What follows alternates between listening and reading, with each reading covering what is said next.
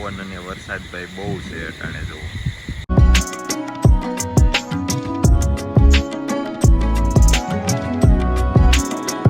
વરસાદની શરૂઆત જેવી ત્યાં જુનાગઢ એરિયામાં થઈ ને આપણે ગીર એરિયામાં એવી જ શરૂઆત થઈ છે. દિવ્ય ભાસ્કરમાં ઇન્ટરવ્યૂ દેવાનું હતું.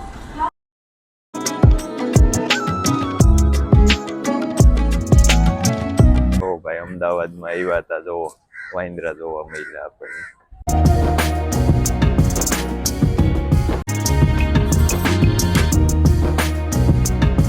હાલો મિત્રો, અટાણે ઘડિયાળમાં વાગી ગયા છે 10:30 અને અટાણે આપણે ભાઈ વિડીયો ચાલુ કરવાનું કારણ છે કે ઓશિંતાનું ભાઈ આપણે અટાણે અમદાવાદ નીકળવાનું થયું.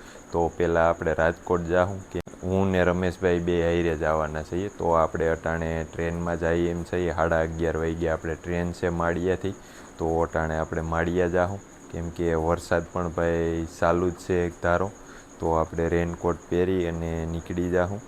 દિવ્ય ભાસ્કર છે એમાં ભાઈ રમેશભાઈને ઇન્ટરવ્યૂ આપવાનું છે અને એક કામ બીજું છે ભાઈ, એ પણ તમને ખબર પડી જાય. તો હાલો આપણે અટાણે નીકળી જઈએ કેમ કે વરસાદ છે એટલે આપણે રેનકોટ પહેરીને જ જવું જોઈએ. વરસાદ ભાઈ અહીંયા તો રહેતો જ નથી, એમ માનો ને કે 15 મિનિટે ભાઈ રેડો આવી જ જાય છે. એટલે વરસાદ એક ધારો ચાલુ જ છે. તો હાલો હવે આપણે મળીએ માળિયા રેલવે સ્ટેશને જઈને જ અને સીધા આપણે ભાઈ રાજકોટ વયા જઈએ. અને રાજકોટ તો ભાઈ પહોંચતા આપણે 2 થી 2:30 વાગી જાય રાતના. તો હાલો આપણે હવે અટાણે કાયકા નીકળી જાય. હાલો તો ભાઈ આપણે અટાણે પહોંચી ગયા છે રેલવે સ્ટેશને અને પવન ને વરસાદ પણ બહુ છે. જોવો અટાણે પવન, કેમ કે પવન અને વરસાદ ભાઈ બહુ છે અટાણે જોવો. થોડીક વાર તો માંડ લઈએ ભાઈ, ત્યાં તો આવી જાય. અને આપણે અટાણે ટિકિટ લઈ લીધી છે અને આપણે જઈએ છીએ. લોકલ ડબ્બા છે એ ભાઈ પાછળ આવે એમ છે, એટલે આપણે લોકલ ડબ્બામાં બેસી જાઉં કેમ કે આ ઇન્ટરસિટી છે. બાકી તો બધું રિઝર્વેશન એવું જ છે. તો જુઓ મિત્રો, આપણી ટ્રેન અટાણે આવી ગઈ છે. 11:30 વાગી ગયા છે અને ટ્રેન એકદમ ભાઈ ટાઈમે આવી ગઈ. ઉભી રહીએ એટલે ભાઈ બેસી જાય.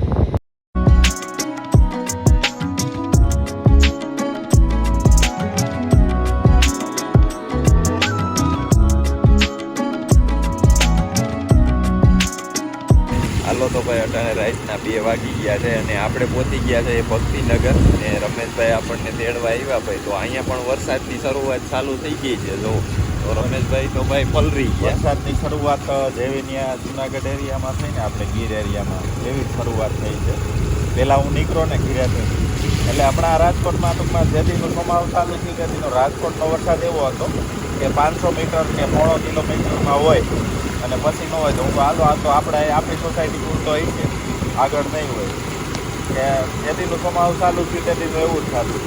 પણ પછી નીકળ્યા પછી ખબર પડી કે આ તો આખા રાજકોટમાં આજે આવો ને આવો વરસાદ છે. એટલે પલરી ગયા નકર કાંઈક રેનકોટ કે એવું પહેરીને આવો. એટલે હવે જેવો ગીર એરિયામાં ને જુનાગઢ એરિયામાં જે વરસાદ હતો ને એ વરસાદ રાજકોટમાં આજ આવી ગયો. તો હાલો ભાઈ હવે રમેશભાઈની પણ ટાઈટ લાગે છે અને આપણે તો બેનો તો પણ ટાઈટ લાગે છે ભાઈ રેનકોટ. તો હાલો હવે કાંઈક આપણે ઘીરે વયા જઈએ. હાલો મિત્રો, તો અટાણે સવાર થઈ ગયું છે અને આપણે 6:10ની ટ્રેન છે અને આપણે આવી ગયા છીએ અટાણે રેલવે સ્ટેશને ભાઈ, રાજકોટ જંકશને. તો અહીંથી આપણી ટ્રેન છે 6:10. તો આપણે એમાં જઈએ એમ છીએ અને રમેશભાઈ પણ આપણે હાઈરેલ છે અટાણે બે ભેગા થઈ ગયા છે. કેમ કે ભાઈ રાતે જ અમે ભેગા તો તેડવા આવ્યા હતા, પણ ત્યાં ઘેરે જઈને તો ભાઈ વરસાદ આવ્યો અને બહુ પલરી ગયા હતા ને એવું બધું હતું. એટલે કાંઈ વિડીયો બનાવ્યો નહીં અને અટાણે પણ ભાઈ બહુ મોડું ઉઠાણું કેમ કે હાઈ જે સૂતા હતા મોડા.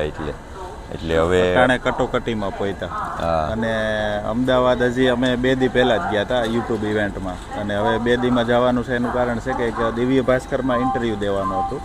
તો એ ભાઈ વાત ચાલે છે લગભગ 6-7 મહિના થયા કે ટાઈમ મળે તે આપી દેવું ઇન્ટરવ્યૂ. તે પછી આપણે અમદાવાદ પણ 6-7-8 ફેરી જઈએ એવા, પણ ટાઈમ મળ્યો નથી. અને હમણાં ગયા હતા ત્યાં ટાઈમ પણ નહોતો અને ઇન્ટરવ્યૂ દઈ શકીએ એટલી એનર્જી પણ આપણામાં નહોતી, કારણ કે 2-3 દીનો ઉજાગરો હતો. મિત્રો, ઇન્ટરવ્યૂ દેવામાં થોડીક એનર્જી જોઈએ તો ઇન્ટરવ્યૂ દેવાની મજા આવે. કેમેરા સામે આપણે 1 કલાક બોલવાનું હોય તો એનર્જી હોય તો વધારે મજા આવે. એટલે ત્યાં પછી પોસિબલ થયું નહોતું 2 દી પહેલાં. તો અટાણે અમારે એ એક દિવ્ય ભાસ્કરમાં ઇન્ટરવ્યૂ દેવાનું છે અને એક આપણા દોસ્તાર છે બેટરી બનાવે છે કિસાનની ટોસ, તો એની પણ ફેક્ટરી વિઝિટ કરવાની છે. તો હાલો આપણે ત્યાં હવે અમદાવાદ જઈને જ મળ્યા. તો ભાઈ આપણી ટ્રેન આવી ગઈ અટાણે, કેમ કે 20 મિનિટ મોડી હતી. તો જો હવે આપણી ટ્રેન અટાણે આવી ગઈ ભાઈ. તો હાલો ભાઈ આપણે અટાણે ટ્રેનમાં બેસી ગયા છીએ અને આમ જોઈએ તો ભાઈ આખી ટ્રેન ખાલી છે જુઓ. કેમ કે એવું લાગે કે આપણે સ્પેશિયલ લઈને જઈએ ભાઈ ટ્રેન.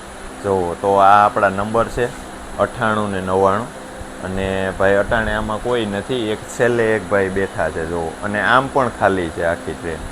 તો ભાઈ અટાણે તો આ ટાઈમમાં જવું હોય તો એમ થાય કે રિઝર્વેશન ન કરાય ભાઈ. ન કર્યું હોય તો એ ટ્રાફિક જોવા મળે હોત આપણને, પણ આજ તો જોવો હાવ ખાલી છે ભાઈ.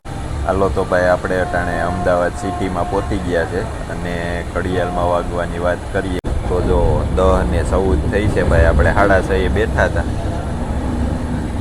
તો જો આપણે અટાણે અમદાવાદ પહોંચી ગયા છીએ.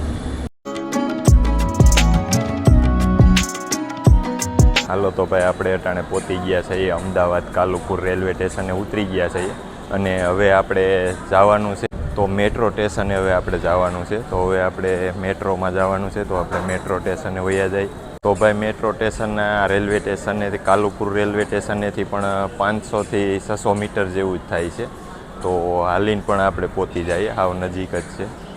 તો મેટ્રો સ્ટેશને જઈએ. જો ભાઈ અમદાવાદમાં આવ્યા હતા, જો વાંદરા જોવા મળ્યા આપણને. તો ભાઈ આ છે કાલુપુર મેટ્રો સ્ટેશન. તો હાલો આપણે એની અંદર જઈએ અને ટિકિટ લઈ અને આપણે મેટ્રોમાં બેસીને જવાનું છે ભાઈ. આપણે કોમક્સ 6 રોડ જવાનું છે આપણે. તો આપણે મેટ્રોમાં બેસીને ભાઈ જઈએ. અહીંની અમદાવાદની મેટ્રોમાં પહેલી વાર આપણે સફર કરીએ છીએ. તો ભાઈ આપણે અટાણે ટિકિટ લેવાઈ ગઈ છે અને હવે આપણે મેટ્રોની રાહ જોઈએ છીએ. આપણે જ્યાં મેટ્રો આવે છે એ જગ્યાએ પહોંચી ગયા છે. જો આ આવી મેટ્રો, તો આપણે આમાં જવાનું છે.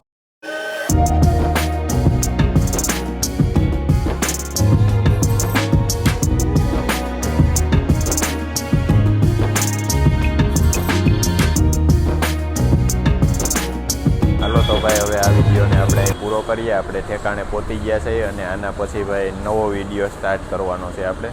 તો હવે આ વિડીયો તમને સારો લાગ્યો હોય તો લાઇક, શેર ને સબસ્ક્રાઈબ કરવાનું ભૂલતા નહીં.